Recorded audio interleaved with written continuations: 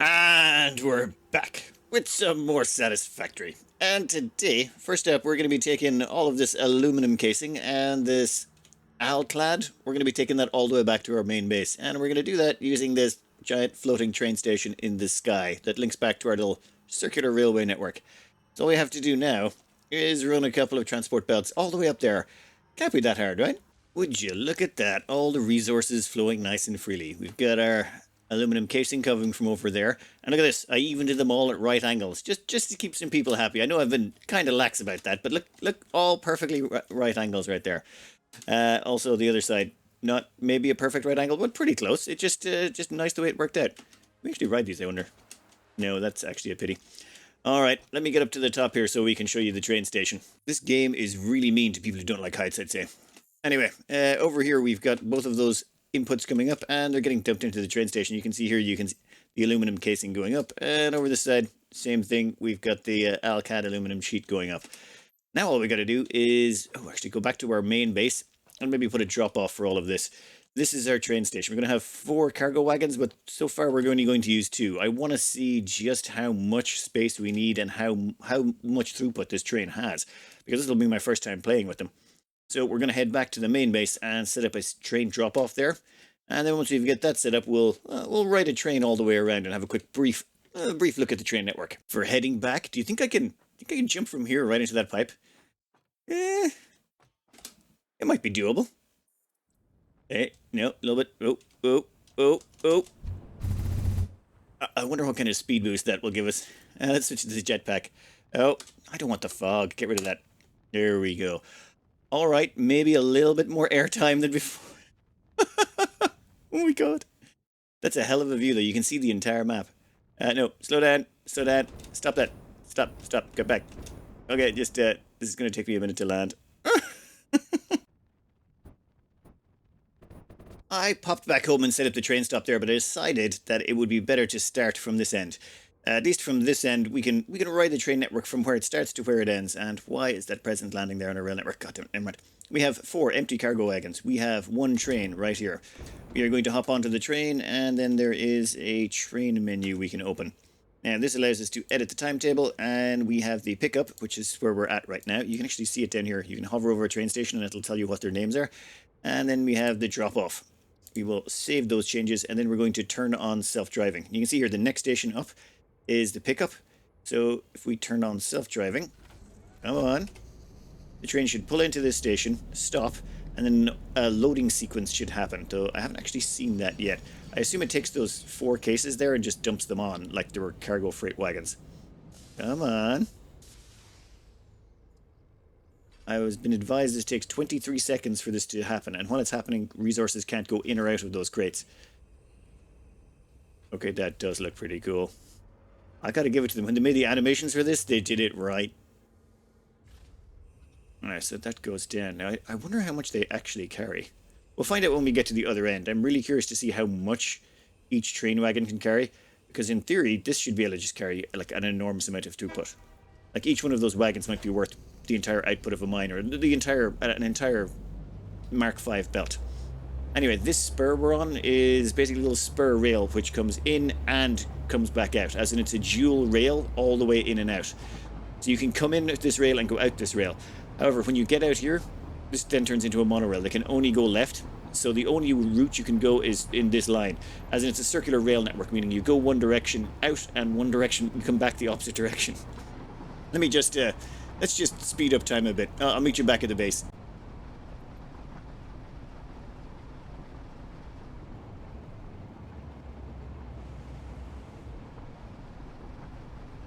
Welcome back to base. Now, we've got a little zigzag rail network here where this goes into the right.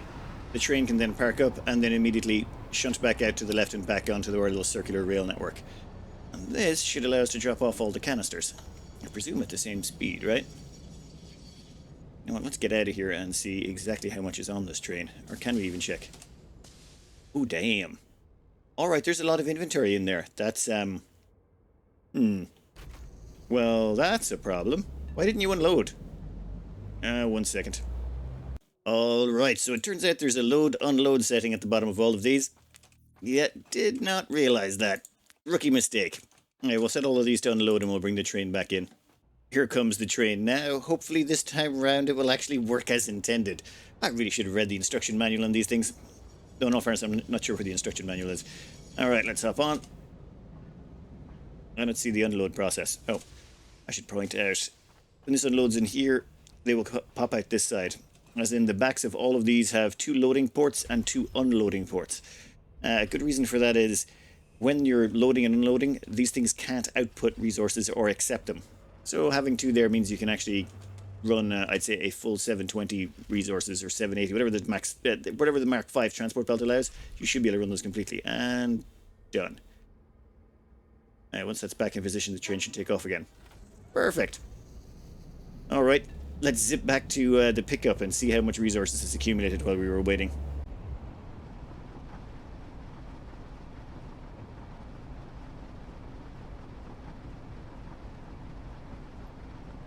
And here we are, right back where we started. And from what I can see, those transport belts are still moving, so there's still some resources left in here. Damn it, I'm on the opposite side of the rails. Come on. Let me see what's in here. Oh, wait, yeah, you're totally full. And you I can't access because you're mid-animation. Damn it. Alright, I'm going to rotate around one more time and I'm trying to make sure that these things can't fill up in the time it takes for us to do one full rotation. A quick drop off of all those resources back at the home factory. Coming back to our pickup point, it's time to see if this works out. What we're hoping for here is that that last transport wagon is not full. If it is, let's see. You up over and over, please. How much is left? It's not full. This means that even running at max speed, that is not able to keep up. And I think, yeah, we're kind of running shy. This thing is only running at about 300 a minute. But this thing can easily handle the 300 a minute, meaning this whole thing is perfect. It just, oh, you know what? Let me give you a quick overview of why this is going to be so handy, and the benefits and negatives of a rail system like this. This here is a map of our entire base, stem to stern. There's our main base over there, and this pink line going all the way around is our rail network. And over here is our little loading grid for all of our aluminum style stuff. So all of the aluminium gets loaded up here, gets sent out all the way around, and goes all the way back to base before getting unloaded, and then the train comes back. Now, of course, there is the glaring obvious question of why don't we just make a dual rail system so that the train can travel a shorter distance, as in come in this way and go out this way, which would be shorter. However, that would require us to run 2 rails, start putting in rail junctions and worrying about signaling and a whole bunch of stuff. It's not the end of the world to do it, but for simplicity's sake, I went with just like the sheer brute force and ignorance approach. And it's not the worst thing in the world, to be honest. Let's go have a look at the numbers here. Mark 5 transport belt can move 780 items per minute. So when it comes to the trains, though, they only have 32 slots. Now, this kind of messes up the numbers a bit because you've got to start thinking about things in terms of slots, in terms of, the stack sizes. So stack sizes matter. And what we want to know here is, how long can we be away from our train station before it will completely fill up, using just one wagon? And the answer is 4 minutes and 6 seconds for stacks of 100. As in, if your item only stacks up to 100, say some raw ores that only stack up to 100, or is it 50? No, never mind. I think it's it's 100 for most of the ores. Then what'll happen is, if it takes you more than 4 minutes and 6 seconds to do a full loop, pick up, drop off, and come back, and by the time you get back, more resources will have accumulated than you pick up, which means you won't be able to saturate a full 780 transport belt. However, if it stacks up to 200, you can double that time because it takes twice as long to fill the wagons. Well, it takes twice as long for that much resources to accumulate in storage to get loaded onto the wagons. And if you go up to stacks of 500, well, yeah, you're looking at 20 minutes. That's how much time you have between to do full rotation. So this is the maximum time a rotation can take, depending on how big of the stack sizes is of what you're dumping onto the train. However, there's another option. Just use 2 wagons. If you use 2 wagons, then it doesn't matter. You can have, as long as it takes 8 minutes to do a full rotation, it takes less than 8 minutes to do a full rotation. Now, the power of this is, just say we wanted to make copper powder. This is very intensive in copper ore, but, it doesn't really require a lot of space on the trains. Or it's, I think it's 1200 copper ore per minute will produce you about 200 copper powder per minute. So it's a resource dense thing. Now, what we can do is, say, run a spur off right here, all the way across to here, and make some sort of, copper powder setup facility here, load it onto a train, which is on this spur. It'll just come back in, go in, drop off the resources, rotate around, and then come back out again. And it can just keep doing that again and again and again. And the signaling is so simple, it's just, it's beautiful. For example, you can check here, this is just one whole node. Where is it? they should not be broken into chunks. That's actually two separate rail things. But chunk-wise, you can see those little notches on the rails. It's easier when I zoom out a bit more. You can see those little green notches. They're different chunks, as in only one train can be in that at a time. So if a train comes in here, no other train can enter. But at the same time, the train can come in here, come out, doesn't care. It's just a simple way to do this that's just so blindingly simple and gets you quite easily into trains. But say, it's my first time through. I want to do this nice and simple. Next time I'll come up with T-junctions and stuff like that and have dual rail networks. But this seems more than sufficient for our cargo needs right about now. Well, now that we've got the aluminum coming back to our base, let's go figure out the last of this. We got to do some radio controllers, and then once we've got those, we can start putting in petroleum power. And after that, we can start going full crazy. We'll have all the power and resources we need. Well, resource-wise, I think we should be fine, especially since we can now upgrade to Mark 5 transport belts everywhere, and we have absolutely oodles of Alcad lying about the place. Alright, let's get radio controllers first. I'm thinking massive concrete spree here near the end. Yeah, massive concrete spree sounds about right. On a suggestion from the comments, I went to the awesome shop and picked us up concrete foundations. Now, yes, if you're wondering what are concrete foundations, well, there's fix-it foundations, which are what you normally get.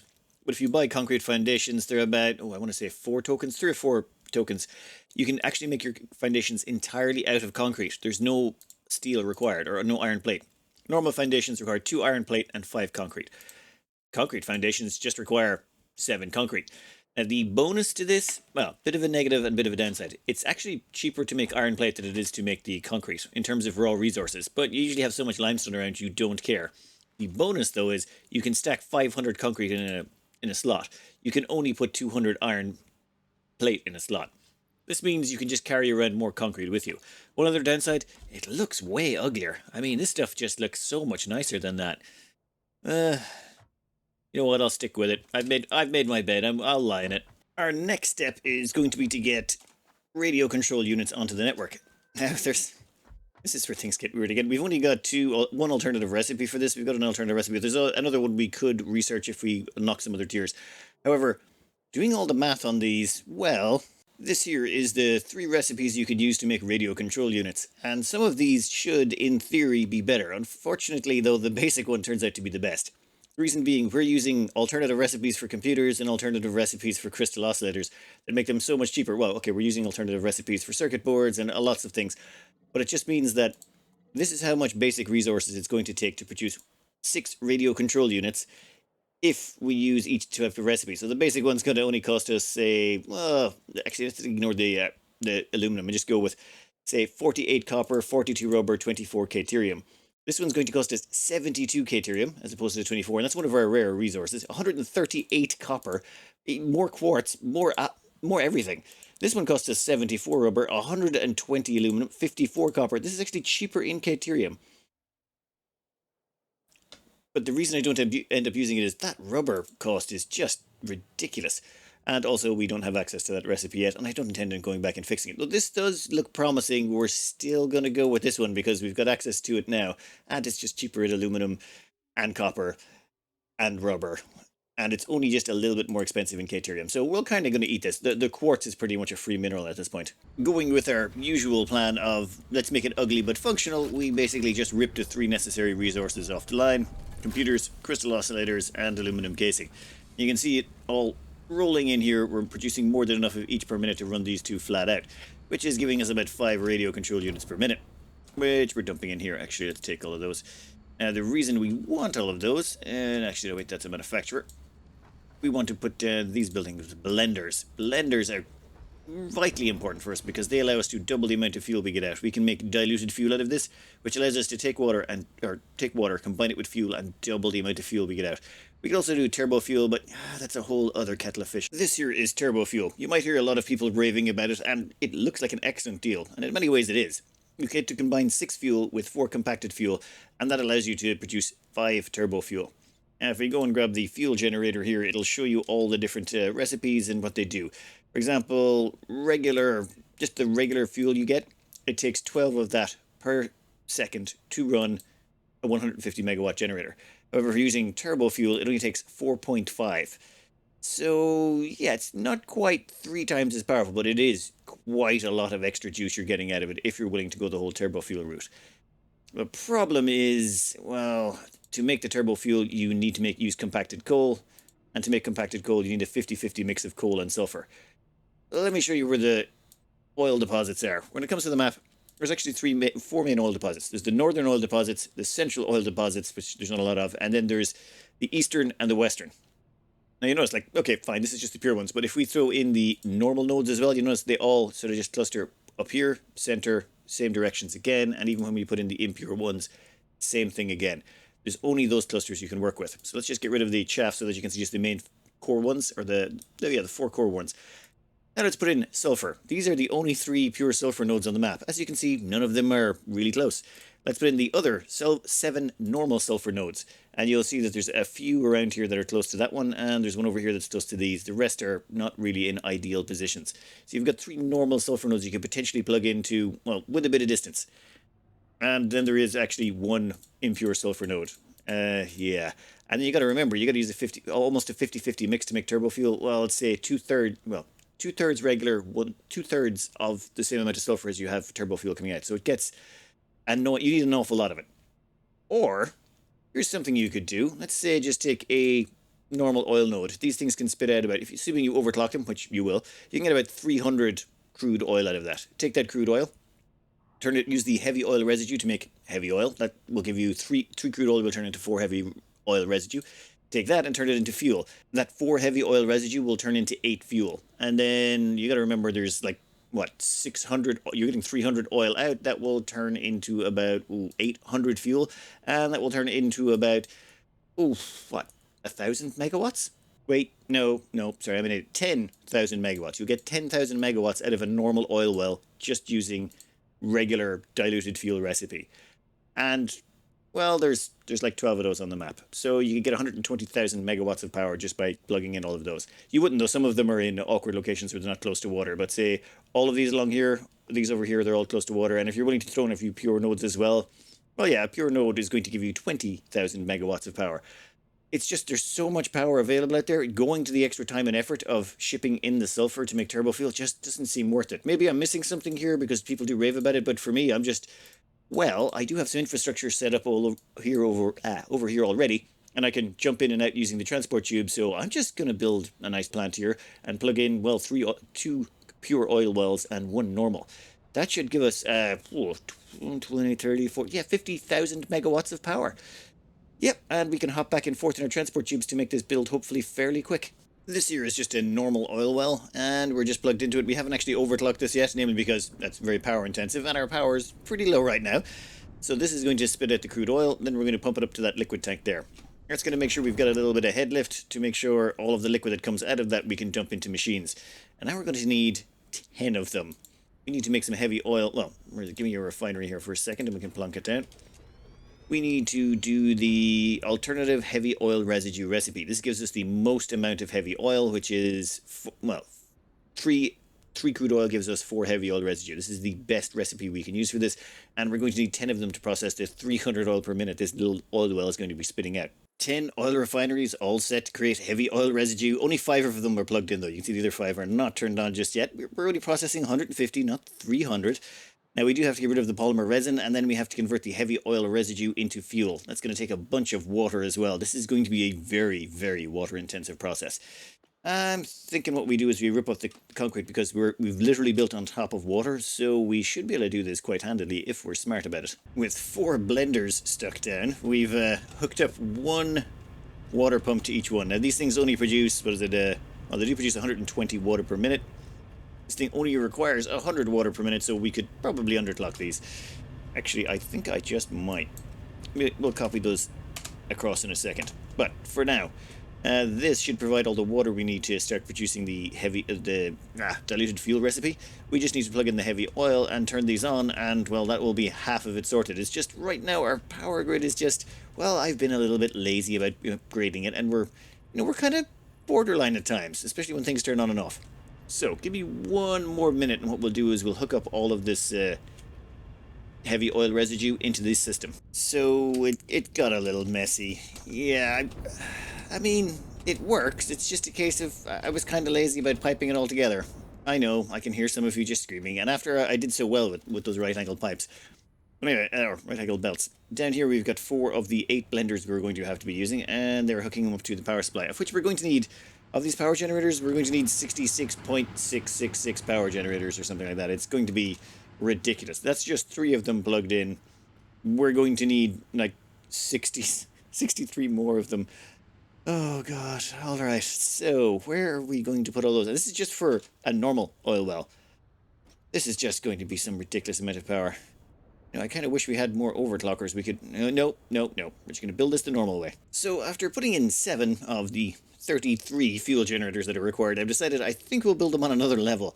And the problem is there's just hills and stuff in the way, and I'm thinking, yeah, we'll just throw everything on the top floor, grab a liquid pump it all up there. Should be safer. I'm just going to need to pop back and grab a few ingredients from the office. You have to admit, though, this is the best office commute anyone could ever have. Come on, line it up. And away we go again. I've decided not to maybe jump from the highest heights into that. The speed boost you get is just maybe a little bit too much. Give me a minute to collect all the necessary pieces to build. Was it, 33 fuel generators? And we're going to need to build another 33 after that as well. This is going to be interesting. To make enough space for all these power plants, you can see the spouts of the refinery sticking up there and some of the power plants over there.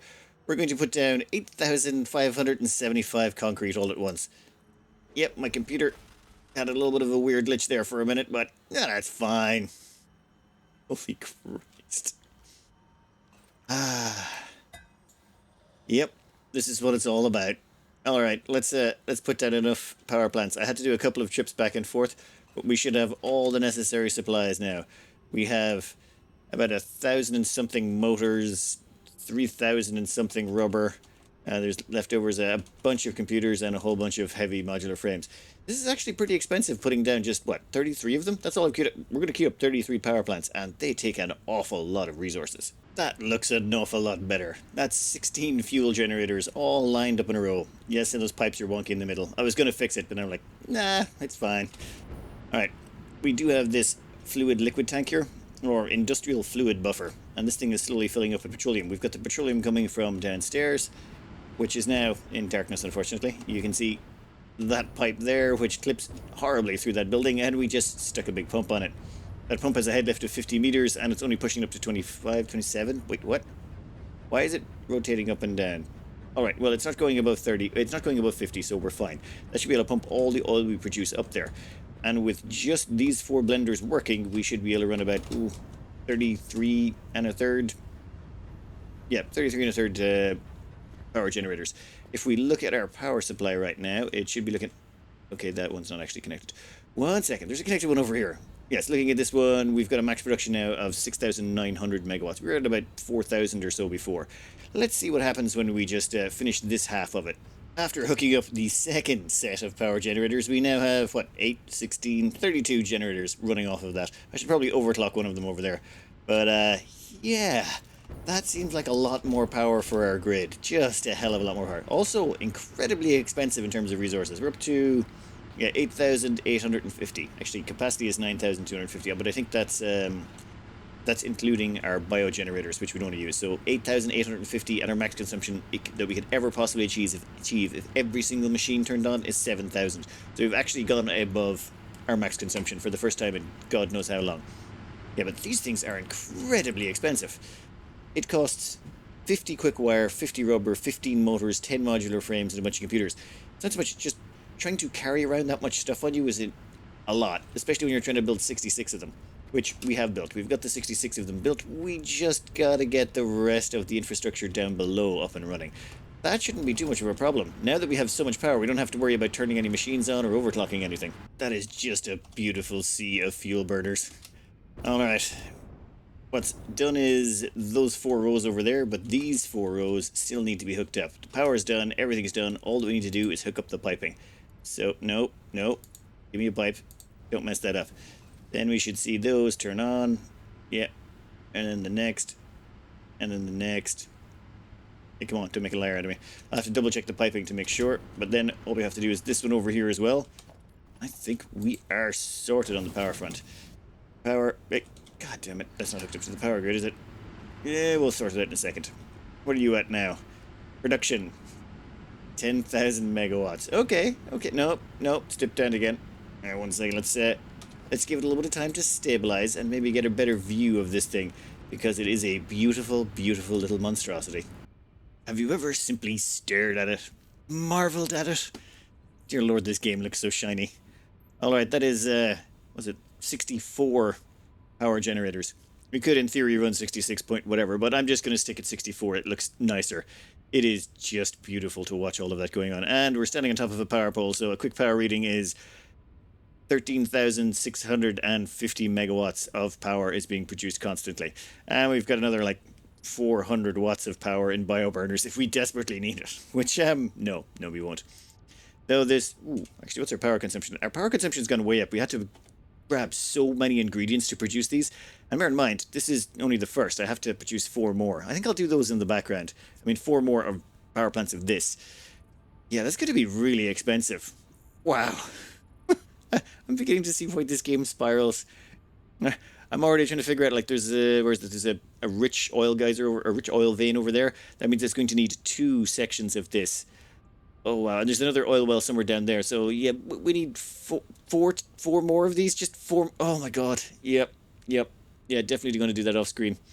Anyway, I am miles behind. Sorry these ones are coming out so late. It's just, this takes a little bit of time. Just a wee bit. I'm not going to lie. I think next up, we're going to go and tackle some of the more high-tier items and knock out all of 7 and 8. Maybe even get a start on the, actually, no, I don't want to start on the final items for the space elevator.